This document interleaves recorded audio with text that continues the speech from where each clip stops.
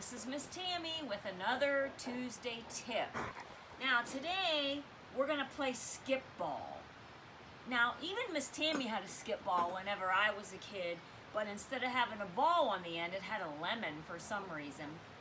So I don't have one of these, so I've used toys and things from my house to make one.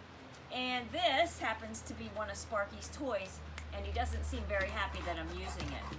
I used a plant hook and some rope and one of Sparky's toys.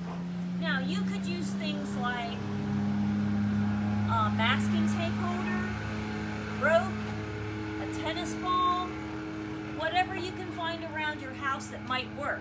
But whatever goes around your ankle, it needs to be solid as opposed to a piece of string that might get tangled up. So this is going to go around my ankle, and it's going to be able to freely go around my ankle. So I had to take my shoe off to get that on.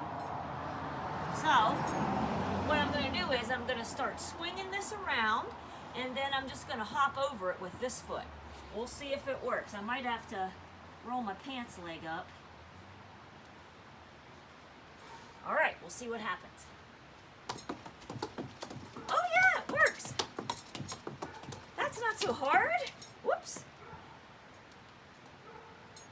All right, let's try that again. You just start it with one hand and you jump over it with your other foot and skip over it.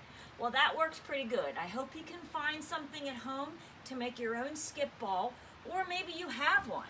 So don't forget about it, because you can do that in just a little bit of space.